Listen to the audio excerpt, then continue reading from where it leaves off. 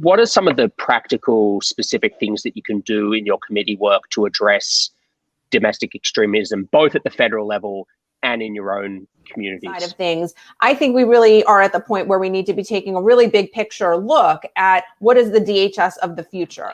And I think deterring people and showing people that we will act within the legal framework is extremely important for the next year. Where those First Amendment protections run out is when somebody engages in or prepares to engage in an act of violence.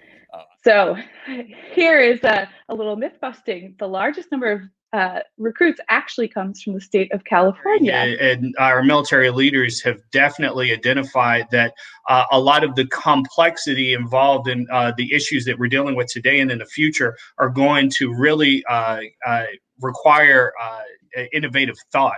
And the way you get the most possible innovative thought is through a diversity of lived experience, a diversity of individuals within that room that can speak to a variety of beliefs, culturally, can speak to of tackling issues from a variety of different angles. However, it's important to note that about 200 next generation weapons and systems have been tested by the Russian military in combat or near combat conditions in Syria.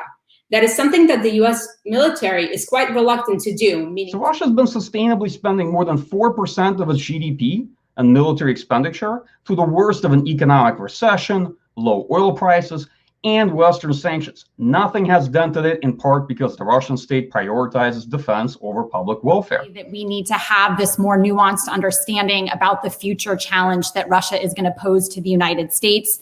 If we were smarter about the Middle East, we could manage our very real interests in the region while avoid getting drawn into the region in an unhealthy way. Yeah. Holding 2 leaders-level meetings within a 6-month period shows that the Quad is truly becoming the centerpiece of the Biden administration's Indo-Pacific strategy. It would be very strange if a country like Australia didn't grasp the Quad and see it for what it is, which is an opportunity to develop habits of cooperation with like-minded democracies that have clout. The collaboration in the security field will get strengthened quite a bit.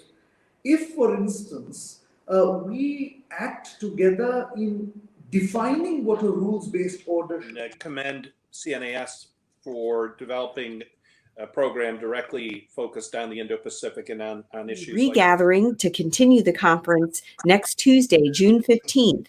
And at that time, we'll feature the Pitch 2021, a competition of new ideas.